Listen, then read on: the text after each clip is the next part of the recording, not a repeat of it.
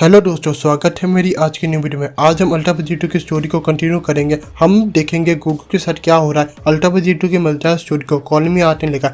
आप उन्हें अपना सपोर्ट करें। अगर ये वीडियो आपको पसंद आए तो वीडियो को लाइक एंड चैनल को सब्सक्राइब कर देना। तो चलिए वीडियो को शुरू करते हैं। हम यूनिवर्स 7 में वापस आते हैं। हम एक प्लेनेट को देखते हैं, तभी वहाँ पर एक हाथ को देखते हैं। वो हाथ हिलना शुरू करता है। इसके बाद हम देखते हैं ये होता है सन गोकू। उठता है, वो अपनी ग्रीन सेराफिम को पाकर अचानक से बेहोश हो गया था और तब से गोकू अब होश में आया है। गोकू बोलता है, इतना भारीपन तो मैंने तब महसूस नहीं किया था जब मैंने पहली बार काइक्यूम को इस्तेमाल किया था। वो सेराफिम फॉर्म तो कमाल है, मुझे विश्वास नहीं होता वेजिटो उसे इतनी आसानी से इस्तेमाल करता है। गोकू खड़ा होता है। हम देखते हैं उसके चेहरे पे कंफ्यूजन होती है। गोकू हैरानी से बोलता है, आखिर उस वक्त क्या हुआ था? मेरे पास उस वक्त काफी सारी ताकत थी। वेजिटो ने उस शख्स को हराया था, मैं बस देख रहा था। जब मैं उस नई सेराफिम फॉर्म में गया था, मुझे ऐसा लग रहा था कि मेरी सारी ताकत मेरी आंखों में चली गई हो। लगता है इसमें उस लेवल का कंट्रोल चाहिए जो कि सेराफिम के लेवल 2 से भी ज्यादा होगा। अगली बार जब तो मुझे इसका ध्यान रखना होगा। तभी गोकू आसमान की तरफ देखने लगता है। उसके मन में अभी भी कुछ चल रहा है। ज्यादा सोचने की जरूरत नहीं है।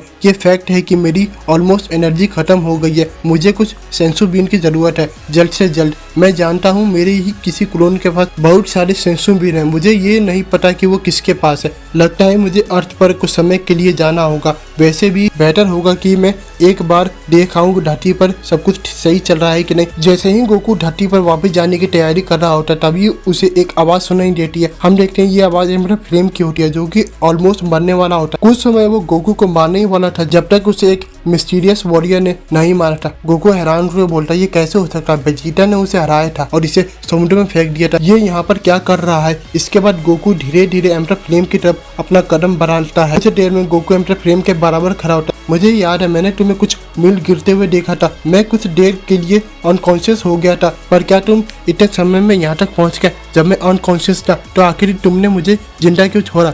एम्पर फ्लेम घुराते हुए बोलता है, मैंने तुम्हें जिंदा छोड़ दिया, मैं तुम्हें कभी नहीं छोड़ा। यहाँ पर कोई और मोटल आया था जो कि तुमसे ज्यादा ताकतवर। गोकू बोलता, अच्छा लगता है वेजिटा वापस आ गया होगा। कितनी अजीब बात है, ये उसका मुझ पर एहसान होगा। तभी एम्पर फ्लेम गुस्सा होते हुए बोलता है, नहीं वो नहीं। इसके बाद एम्पर फ्लेम अपनी आखिरी सांस लेते हुए बोलता है, पर्पल हेयर। उसके पर्पल हेयर थे और आखिरकार एम्पर फ्लेम पूरी तरह से खत्म हो जाता है। गोकू जिसका दिल हमेशा से नरम रहा है, वो एम्पर फ्लेम की मौत को देखकर दुखी हो जाता है। किसी ने मुझे बचाया था, उसके बाल पर्पल रंग के थे। मुझे पता नहीं मुझे इसकी बात पर विश्वास करना चाहिए या नहीं। अगर ये वही है जो मैं सोच रहा हूँ। इसके बाद गोकू वही करता है जो वो पहले करने वाला था। वो अपने 2 उंगलियों को अपने माथे पर रखता है और वहाँ से टेलीपोर्ट होकर इस प्लेनेट से चला जाता है और एम्पर फ्लेम को उसी प्लेनेट पर छोड़ देता है जिस पर वो कब्जा करने आया था। गोकू टेलीपोर्ट करके धरती पर वापस आ जाता है। गोकू अपने आसपास देखने लगता है। वो नोटिस करता है कि वहाँ पर कोई नहीं होता। वो हैरान हो जाता है, कामे लुकआउट किसी वजह से खाली है। गोकू बोलता है, आखिर वो लोग कहाँ पर है? मैं उन्हें सेंस भी नहीं कर पा रहा हूँ। क्या ये इस वजह से हो रहा है कि मेरी एनर्जी खत्म हो गई है? नहीं, ऐसा नहीं है, कहीं ऐसा तो नहीं। तभी गोकू एकदम से चिल्लाता है, नहीं,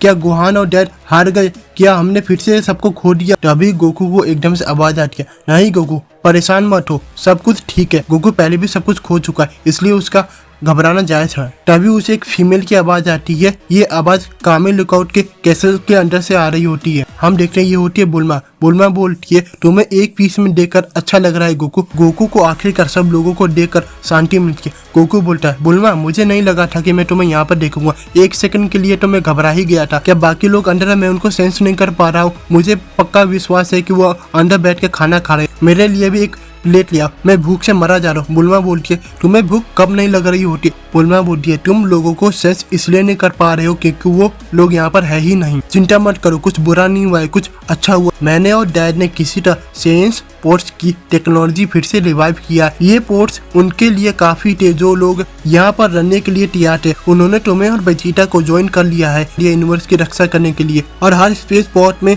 सीएन की स्काउटर वाली टेक्नोलॉजी भी है। इसका मतलब वो जहाँ भी जाएंगे वहाँ वही मिलेंगे जिन्हें वो हैंडल कर सके। हम लोग यहाँ पर बस बैठे ही नहीं रह सकते थे, जबकि तुम दोनों दुनिया को बचाने के लिए सारा जिम्मा अपने कंधे पर लिए हो। उन लोगों को भी इसका हिस्सा बनना है। गोकू बोलता है, वाह बुल्मा, वो लोग तुम्हें ऐसे ही धरती की सबसे समझदार औरत नहीं कहते। तुमने तो सब कुछ पहले से ही कर रखा है। क्या वो लोग अलग अलग प्लेनेट पर गए? मुझे तो इस बात पर विश्वास ही नहीं हो रहा। चीची ने गोटेंग को ऐसे ही जाने दिया। वैसे ही वो एक सुपर सेंट तो है ही।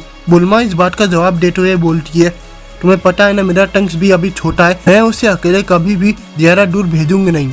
असल में हमने कैप्सूल कॉर्पोरेशन की लेटेस्ट एआई टेक्नोलॉजी का इस्तेमाल किया है। हमने धरती के सभी फाइटर्स को एनालाइज किया है, कह सकते हैं जो धरती पर एनालाइज करने के लायक थे, और उस डाटा के हिसाब से हमने बेस्ट टीम बनाई है जो कि धरती से बाहर जा सके। हमने एक ऐसी टीम बनाई है जो कि एक मेंबर दूसरे मेंबर की कमजोरी को कवर कर सके। पहली टीम है क्रिलिन और गुहान की। ऑब्वियसली हम जानते हैं इनकी ताकत में बहुत बड़ा गैप है, पर दोनों ही एक दूसरे को बहुत अच्छी तरह से जानते हैं। इतने सालों पहले इन दोनों की टीम ने नैमिक पर कमाल कर दिया था, इस बार भी ऐसा ही होगा। पर अच्छी बात है कि इस बार वो दोनों मुझे परेशान नहीं कर पाएंगे। टीम 2, मैं सच बताऊं ये ज्यादा अच्छी बनी नहीं है, क्योंकि मैंने टीएन और टीआरसी को किंग वेजिटा के साथ ढका। मैं जानती टीएन को सच में सीएन के साथ कोई दिक्कत है, पर सच बताऊं वेजिटा के फादर उतने भी बुरे नहीं लगते। मुझे लगता है टीएन जब तक उनके साथ रहेगा टीएन उनसे कुछ सीख पाएगा। तीसरी टीम है यामसा और पिक्कोलो।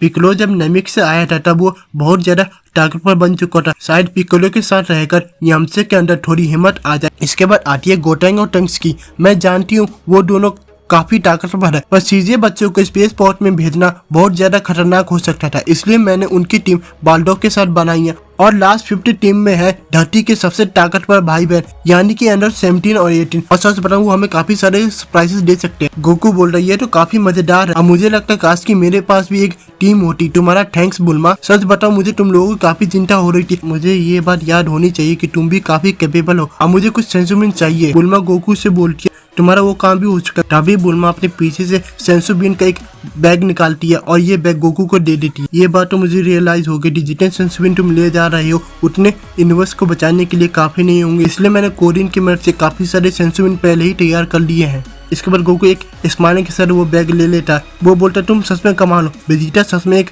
लकी आदमी है। जब मैं उससे मिलूंगा मैं उसे ये बात जरूर बताऊंगा। अब जब गोकू का यहाँ पर सब काम हो गया है, गोकू अपने 2 उंगलियों को अपने माथे पर रखता है ताकि वो यहाँ से निकल सके। गोकू बोलता है यहाँ का काम तो हो गया है, तुम्हारा थैंक्स गाइज। अगली बार हम लोग मिलेंगे तो ये सब खत्म हो चुका होगा। इसके बाद गोकू टेलीपोर्ट करके अगले प्लेनेट पर चला जाता है। जैसे ही गोकू वहाँ से जाता है वैसे ही बुल्मा यानी गोकू की बचपन की दोस्त गोकू के बारे में सोचने लगती है। तुम्हारी बातों का विश्वास करो, मुझे तो तब से तुम्हारी बात का विश्वास है जब से तुम छोटे हो। जाओ गोकू, हमें तुम पर विश्वास है, और वेजिटा को भी। तभी सीन चेंज होता है। गोकू टेलीपोर्ट करके दूसरे प्लेनेट पे आ चुका होता है। ये प्लेनेट पूरी तरह से जंगल से घिरा होता है। गोकू के यहाँ पर आते ही उसे काफी सारे डीमन नोटिस कर लेते। गोकू एक सेंसुबिन खाता है। सेंसुबिन के खाते गोकू की ताकत रिस्टोर हो जाती है। सेंसुबिन खाता ही उसे सेंस का बूस्ट मिलता है। गोकू कुछ देर शांति से खड़ा होता है, पर इससे डीमंस को कोई फर्क नहीं पड़ता। हम देखते हैं वो गोकू पर अटैक करते हैं। तभी गोकू अपनी आंखें खोलता है। वो अपनी ग्रीन सेराफिम का इस्तेमाल कर रहा होता है। गोकू बोलता है तुम लोग काफी इम्पेंसिव हो। इस बार गोकू ग्रीन सेराफिम का पहले से बेहतर कंट्रोल कर पा रहा होता है। हम देखते हैं गोकू अपनी जगह पर खड़े रहते ही डीमंस पर अटैक कर देता है। उसके हाथ का आफ्टर इमेज भी रह जाता है। गोकू सिर्फ डीमंस को अपनी एक ही उंगली से हरा देता है। हम देखते सभी डीमंस डर से कराते हुए जमीन पर गिर जाते हैं। गोकू जो कि लड़ने के लिए पहले से ही तैयार होता है वो एकदम से अपना फाइटिंग स्टांस ले लेता है। गोकू जंगल में आवाज लगाता है मैं तुम्हारी एनर्जी महसूस कर सकता हूँ, तुम जरूर एक डीमन एम्परर हो, अब जल्दी से बाहर आ जाओ, हमें ये खेल खेलने की जरूरत नहीं है। जैसे ही गोकू ये बात बोलता है हम देखते हैं एक पैर पेड़ की सख्त से उछलता है और उसके हाथ में एक क्रिएचर होता है जिसके सिंग भी होते हैं। और इससे भी ज्यादा हैरानी की बात होती है कि इसके हाथ में एक टाइम रिंग भी होती है। तभी गोकू भी वहाँ पर पहुंच जाता है और इस सिचुएशन को देखकर चिल्लाता है आखिर तुम क्या। तभी हम देखते हैं उस शख्स ने उस हॉर्न वाले क्रिएचर को गोकू के सामने फेंकता है। गोकू बिल्कुल चौंक जाता है, ये क्या, ये तो एक एम्परर है या फिर एक डीमन किंग, यहाँ पर क्या चल रहा है। गोकू ध्यान से डीमन को देख रहा होता है, ये तो मर चुका है। तुम जो भी हो मुझे तुम्हारा सामना करने के लिए मुझे